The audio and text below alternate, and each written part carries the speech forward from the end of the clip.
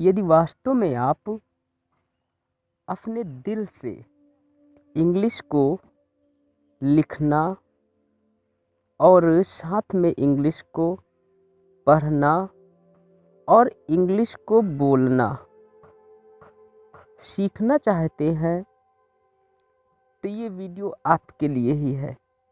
किंतु इस वीडियो में आप पूरी तरीके से लिखना, पढ़ना और बोलना नहीं सीख जाएंगे, लेकिन यह जान जाएंगे कि इंग्लिश के वो कौन से टॉपिक्स हैं जिन्हें आप पढ़ने के बाद इंग्लिश में बहुत अच्छे से परफॉर्म कर पाएंगे। तो इंग्लिश लिखना और पढ़ना हमारे लिए सबसे मेन होता है और इंग्लिश बोलना ये हमें अभ्यास से आती है।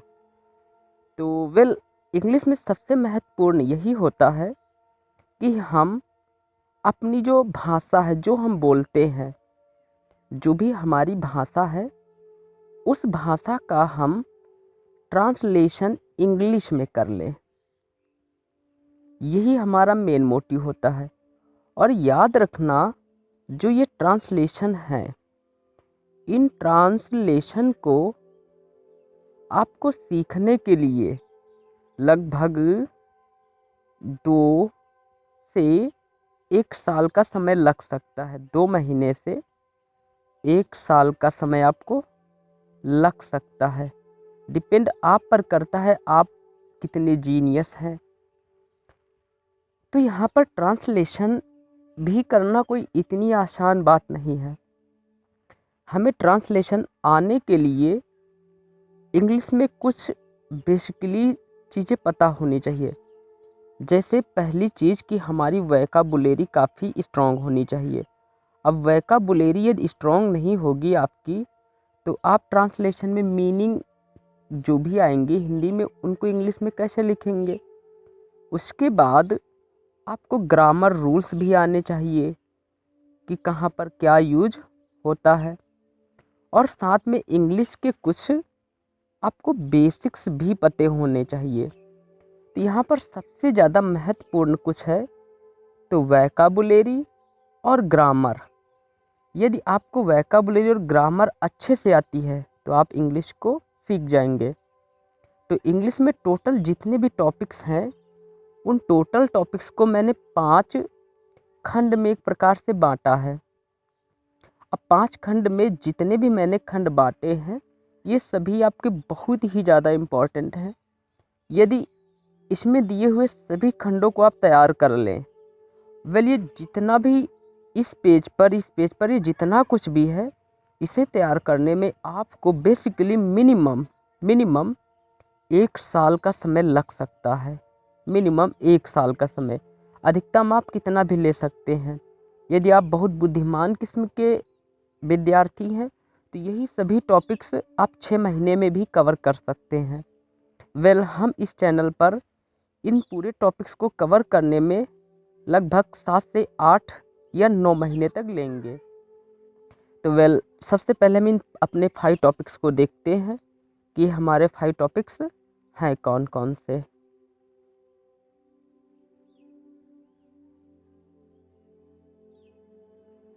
तो बेसिकली मैंने इन 5 टॉपिक्स को 5 सेक्शंस में डिवाइड किया। एक हमने इंग्लिश ट्री बनाया और इस इंग्लिश ट्री को, टोटल इंग्लिश को मैंने 5 खंडों में बांट दिया।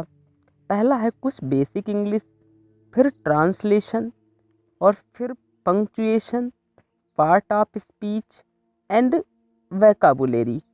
इनमें से जो सबसे महत्वपूर्ण पार्ट है टोटल इसमें, तो ट्रांसलेशन ही है। क्योंकि ट्रांसलेशन की ही वजह से हम कोई भी बुक पढ़कर उसको हिंदी या इंग्लिश में ट्रांसलेट कर सकते हैं और किसी व्यक्ति से इंग्लिश में बात भी कर सकते हैं। तो इन ट्रांसलेशन को सीखने के लिए हमें punctuation, part of speech, vocabulary और सम बेसिक्स भी आनी चाहिए। और साथ में जितने भी टॉपिक्स हैं, यदि आपने इन सभी टॉपिक्स को तैयार कर लिया, मैं आपको वारंटी देता हूँ, भारत का कोई भी ऐसा एग्ज़ाम नहीं होगा जिसे आप क्रैक ना कर सके। हर एक एग्ज़ाम को आप क्रैक कर देंगे। तो अब हम देखते हैं इन टोटल टॉपिक्स को मैंने 39 पार्ट्स में डिवाइड किया है।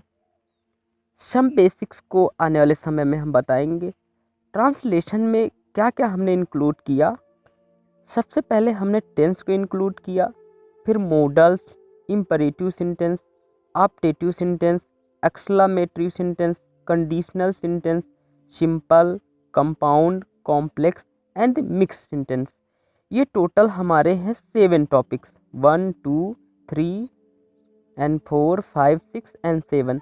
ये जो 7 टॉपिक्स हैं इनका अध्ययन हम हिंदी टू इंग्लिश करते हैं, अर्थात हिंदी से इंग्लिश में ट्रांसलेट करना इनमें सीखते हैं।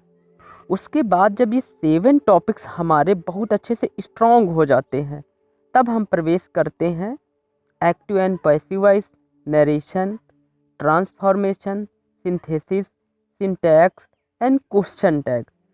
जो ये हमारे 6 टॉपिक्स हैं अब 1 2 3 4 5 6।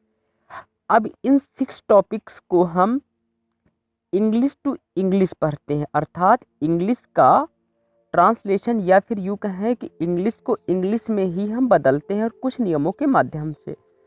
तो आपको ये टोटल 6 टॉपिक सीखने के लिए सबसे पहले आपको ये 7 टॉपिक्स बहुत अच्छे से आने चाहिए, तभी आप इन 6 टॉपिक्स को अच्छे से तैयार कर पाएंगे। तो ये रही हमारी बात वेल ट्रांसलेशन की। उसके बाद हम देखते हैं पंक्चुएशन में कौन कौन से टॉपिक हैं। तो पंक्चुएशन में हम सबसे पहले यूज ऑफ कैपिटल लेटर, फिर कामा कहाँ यूज होता है, फिर इन्वर्टेड कामा कहाँ यूज होता है, फुल स्टॉप कहाँ लगाया जाता है, कॉलन कहाँ लगता है, सेमी कॉलन कहाँ लगता है, मार्क ऑफ एक्सक्लेमेशन कहाँ लगता है, क्वेश्चन मार्क कहाँ लगता है, हाइफन कहाँ लगता है और डैश कहाँ लगता है।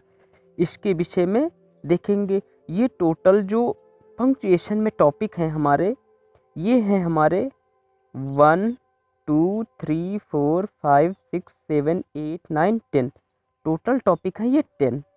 और उसके बाद फिर हम देखेंगे पार्ट्स ऑफ स्पीच, जो कि इंग्लिश की रीढ़ की हड्डी माने जाते हैं, अर्थात इंग्लिश के आधार स्तंभ माने जाते हैं पार्ट ऑफ स्पीच, जिसमें से और भारत की कोई भी ऐसी एग्जाम नहीं होगी जिनमें से आपका पार्ट ऑफ स्पीच ना पूछा जाता हो। जिसमें से पहला है noun, pronoun, verb, adverb, adjective, preposition, conjunction and interjection. ये टोटल हैं 8 टॉपिक्स। और वेल यहाँ पर हम सिर्फ ये देख रहे हैं कि कौन से टॉपिक पढ़ने पर हमारी इंग्लिश बहुत स्ट्रॉन्ग हो जाएगी। आने वाले समय में इन सभी पर बहुत डिटेल्ड वीडियो इसी चैनल पर अपलोड होंगे। उसके बाद वोकैबुलरी, और वोकैबुलरी लगभग जितनी एग्जाम होती है उनमें तो पूछी जाती है। ये भी आपकी वोकैबुलरी भी बहुत इम्पॉर्टेंट है। तो वोकैबुलरी में बेसिकली क्या होता है आपका कुछ सम वर्ड मीन्स जिनका कोई क्राइटेरिया न हो या जिन्हें हम किसी बंधन में बांध न सके, ऐसे शब्द। जैसे आपको पता होगा जाना कि गो, आना कि कम, और इसी तरीके से बहुत सारी मीनिंग्स, या फिर parts of body and animals name, birds name, flower name, ये सभी आपके सम वर्ड्स में आ जाते हैं। उसके बाद एंटोनेम, सिनोनेम, होमोफोन्स, या फिर इन्हें हम होमोनेम्स या फिर इन्हें हम कंफ्यूजिंग वर्ड भी कहते हैं। One word substitution, idioms and phrases, phrasal verbs, या फिर इन्हें हम प्रीपोजिशनल वर्ब भी कहते हैं। तो टोटल ये कितने टॉपिक हुए 1 2 3 4 5 6 एंड 7, और ये टोटल 7 टॉपिक हैं। इस प्रकार से हमारी इंग्लिश के टोटल 39 टॉपिक्स हुए। तो वेल हर टॉपिक्स को पढ़ने के बाद हमें आखिर मिलेगा क्या, या फिर हमारे अंदर ऐसा क्या इम्प्रूवमेंट होगा जो हम पढ़ने के बाद जानेंगे कि हमें ये मिला। तो जब आप ट्रांसलेशन बहुत अच्छे आपके हो जाएंगे तो आप इंग्लिश को रीड और स्पीक बहुत अच्छे से कर लेंगे।